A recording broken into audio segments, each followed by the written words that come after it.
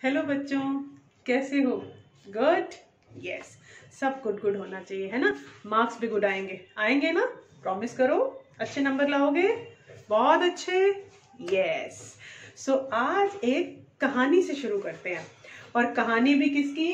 अमाशय की, स्टमक की। कहाँ होता है हमारा स्टमक? मुंह, मुंह के बाद फूड पाइप, इसोफेगस भी कहते हैं इसे, भोजन नली, and then it leads to, ये कहाँ जाती है? स्टमक। हमारा इस तरह का यहाँ वाला जो हिस्सा है दैट इज स्टमक और अमाशय। तो एक बार क्या हुआ, सेंट मार्टिन नाम का एक सोल्जर था। तो युद्ध चल रहा था और एक वॉर चल रही थी। वहां वो बहुत घायल हो गया, मतलब उसको बहुत चोट लग गई। एंड फिर वो डॉक्टर के पास गए। उन डॉक्टर का नाम था ब्यूमॉन्ट, है ना। सो उन्होंने क्या किया, उसका ट्रीटमेंट कर दिया, गोली वोली सब निकाल दी, लेकिन ठीक भी कर दिया और उनको बचा लिया सेंट मार्टिन को। लेकिन उनके स्टमक में ना एक होल हो गया, एक छेद हो गया, ऐसे इस तरह से। और वो ट्रीटमेंट तो उन्होंने कर दिया, लेकिन वो उस होल को ना बंद नहीं कर पाए पूरी तरह से। बैंडेज वगैरह लगा दी, लेकिन वो होल पूरी तरह से बंद नहीं हुआ। लेकिन सेंट मार्टिन नाम का जो सोल्जर था वो पूरी तरह से सेफ था। अब हुआ क्या, तो ब्यूमॉन्ट डॉक्टर थे, उनको लगा यार ये होल तो बंद नहीं हुआ है, और मैं जरा इसमें से झांक के देखता हूँ कि अंदर है क्या। तो जब उन्होंने उस होल में से देखा ना, तो वो हैरान रह गए। उन्होंने देखा कि स्टमक की जो वॉल है वो ऐसे ऐसे कॉन्ट्रैक्ट रिलैक्स कर रही है, और जो अंदर फूड है ना उसका पूरा उसको चर्न कर रही है, घुमा रही है, उसको ऐसे निचोड़ रही है। और दूसरा, स्टमक की वॉल में से एक लिक्विड निकल रहा है, जिसके कारण वो जो फूड है, फूड के पार्टिकल्स हैं, उनकी फॉर्म ही चेंज हो रही है, वो पेस्ट टाइप का बन रहा है। तो उनको बड़ा मतलब हैरानी हुई ये देखकर। और जब तक वो पेस्ट नहीं बन गया पूरा फूड, पूरा भोजन, तब तक एक ओपनिंग, मतलब एक ट्यूब खुलती है स्टमक में से, जो जाती है छोटी आंत की ओर, स्मॉल इंटेस्टाइन की ओर। वो ट्यूब का रास्ता तब तक नहीं खुला जब तक स्टमक में पूरा फूड एक जैसी फॉर्म में नहीं आ गया, एक जैसा, जितना डाइजेशन स्टमक में होना था उतना नहीं हुआ। तब तक वो फूड पाइप की तरफ का जो रास्ता था, ट्यूब थी, वो नहीं खुली। सो इन्होंने, ब्यूमॉन्ट को इस चीज का कंट्रीब्यूशन जाता है कि बाय चांस उनको स्टमक की फंक्शनिंग देखने का मौका मिला, और उन्होंने ये बात पूरे संसार को बताई कि हाउ स्टमक फंक्शंस, या स्टमक में, अमाशय में भोजन का पाचन कैसे होता है। तो इस चीज का कंट्रीब्यूशन, इस चीज का योगदान ब्यूमॉन्ट को जाता है।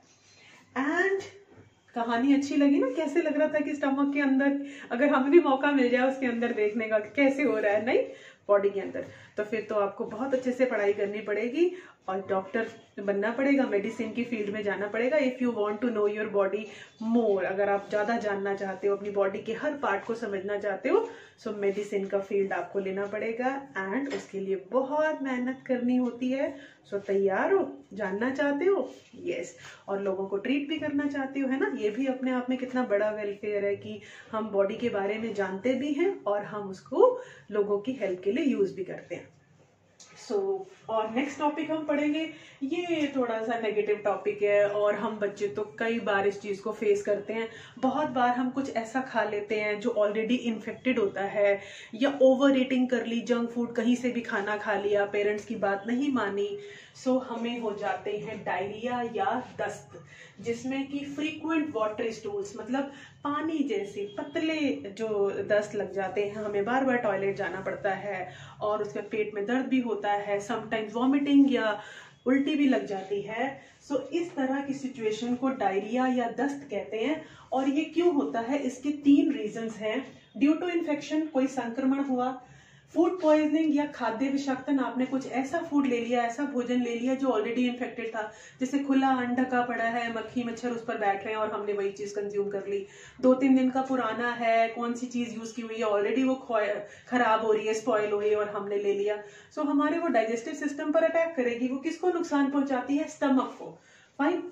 एंड इनडाइजेशन, अपच, जब हमारा डाइजेस्टिव सिस्टम प्रॉपरली फंक्शन नहीं कर रहा होता है, उसके भी बहुत सारे रीजन हो सकते हैं कि हम ओवर ईटिंग कर लें, या हम बहुत ज्यादा ऑयली खा लें, बहुत कंटिन्यूसली हम ऐसा कर रहे हैं कुछ दिनों से। तो बहुत सारे रीजन हो सकते हैं जो हमारे डाइजेस्टिव सिस्टम को प्रॉपरली फंक्शन करने से रोकते हैं। सो इन ऑल दीज सिचुएशंस हमें डायरिया फेस करना पड़ सकता है।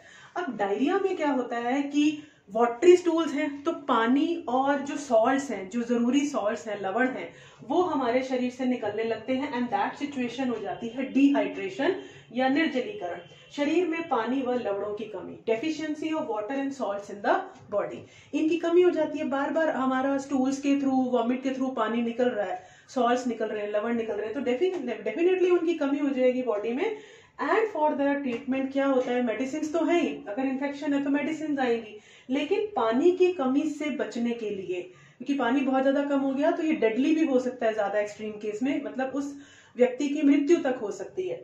सो इतना इसको एक्सट्रीम तक नहीं ले जाना होता, कंट्रोल करना जरूरी है। एंड फॉर दैट कंट्रोल आपने देखा होगा कि हम उबला हुआ पानी लेते हैं, उसमें नमक और चीनी, थोड़ा सा नमक और चीनी मिला करके उबला पानी, और उसको ठंडा कर लिया जाता है ताकि उसमें से जो भी और जर्म्स और बैक्टीरियाज हैं वो वेनिश हो जाए, किल हो जाए, मर जाए। सो उस तरह, और एक ORS, ओरल रिहाइड्रेशन सॉल्यूशन, इस तरह के पैकेट्स भी आते हैं।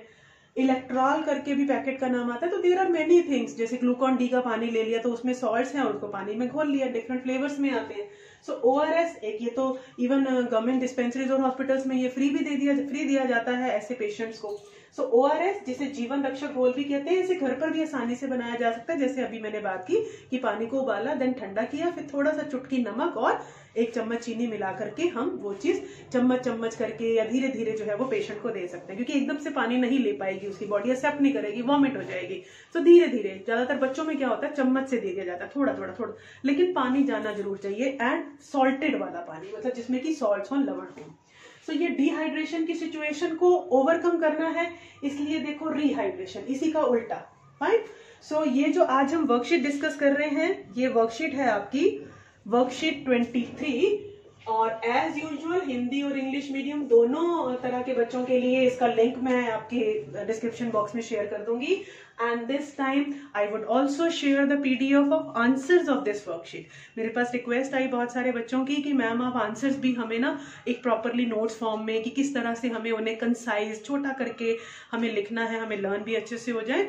सो वो चीज भी मैं आपके क्वेश्चन आंसर्स, जो ये वर्कशीट है उसके साथ साथ एक और पेज शेयर कर दूंगी जिसमें उनके आंसर्स होंगे। सो आप उन्हें, बट बेटा कोशिश करिए कि आप उसे लर्न करिए, अपने आप अपने शब्दों में लिखने की भी प्रैक्टिस कीजिए। तो थोड़ा टाइम तो मैं आपको आंसर्स दूंगी, आपके वो नोट्स की तरह तैयार हो जाएंगे, बट अपने शब्दों में लिखना समझेंगे तो आप अपने आप भी लिख पाएंगे। एंड मोर ओवर, इस टॉपिक को भी आप इसका स्क्रीनशॉट ले सकते हैं या इन्हें अपनी कॉपी में जरूर नोट करिएगा, बिकॉज ये भी मैं बहुत कंसाइज वे में आपका एक टॉपिक समझाती हूँ। So do that way. Fine.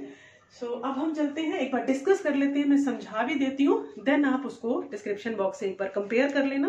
तो कोशिश करना कि समझने के बाद खुद लिखना और फिर डिस्क्रिप्शन बॉक्स में दिए आंसर से उन्हें कंपेयर करना। सो ORS का अन्य नाम क्या है, what is the other name of ORS? तो इसका दूसरा नाम है जीवन रक्षक घोल या ओरल रिहाइड्रेशन सॉल्यूशन। और उस स्थिति का नाम लिखिए जब जिसमें कभी कभी व्यक्ति को जल रूपी पतले मल त्यागने पड़ते हैं, उनके निष्कासन की जरूरत पड़ती है। फ्रीक्वेंट वाटरी स्टूल्स एक पर्सन पास करता है, बार बार उसे जाना पड़ता है टॉयलेट, और वाटरी स्टूल्स आते हैं, तो उस सिचुएशन का नाम क्या है? सिचुएशन इज डायरिया और दस्त। नेक्स्ट है दस्त संक्रमण कैसे होता है। अब ये वाला संक्रमण कैसे हुआ, तो इसके 3 रीजन आएंगे। ड्यू टू इन्फेक्शन, कोई भी तरह का इन्फेक्शन हो सकता है, फूड पॉइजनिंग, खाद्य विषाक्तन, या इंडाइजेशन, अपच। फाइन, जिसमें हमारा डाइजेस्टिव सिस्टम ठीक से वर्क नहीं करता। नेक्स्ट है अमाशय की कार्य प्रणाली की खोज करने वाले व्यक्ति का नाम लिखिए जिन्होंने स्टमक की फंक्शनिंग को एक्सप्लेन किया, ऑब्जर्व किया एंड देन एक्सप्लेन किया। So his name was Beaumont. आप ब्यूमॉन्ट भी लिख सकते हैं सिर्फ, राइट। पूरा नाम नहीं लर्न हो पाता है हमें, तो हम उनका सरनेम या जो मेन पॉपुलर नेम होता है दैट वी कैन राइट। घर पर जीवन रक्षक घोल कैसे बनाया जा सकता है? Oral rehydration solution ORS, how we can prepare it at our home. So we will take 1 glass of boiled water, we will cool it, हम उसे ठंडा कर देंगे, फिर उसमें थोड़ा सा नमक, अब नमक, थोड़ा नमक का मतलब 1 चम्मच नहीं है, एक मतलब 1/10 ऑफ अ स्पून, एक चुटकी भर जितना, एंड उसमें 1 चम्मच चीनी मिलाएंगे अच्छी तरह से, एंड उसे कवर करके रखेंगे, क्योंकि अगर पेशेंट एक ही बारी में पूरा ग्लास नहीं ले सकता, और उसको विद इन 1-2 घंटे में हमें उसे खत्म करना होता है, थोड़ा पेशेंट को देना होता है, ज्यादा देर तक नहीं कि सुबह बनाया तो वो शाम तक चल रहा है, ऐसा नहीं, उसे फ्रेश बनाना चाहिए। तो विद इन 1-2 आवर हमें उसे पेशेंट को दे देना है। फाइन। सो ये आपने क्वेश्चन आंसर्स भी डिस्कस कर लिए, ये टॉपिक भी है ना, और इसके आपको क्वेश्चन आंसर्स वर्कशीट की और वर्कशीट आपको मिल जाएगी डिस्क्रिप्शन बॉक्स में। सो पढ़ते रहिए, खुश रहिए, अपना ख्याल रखिए, बाय बाय।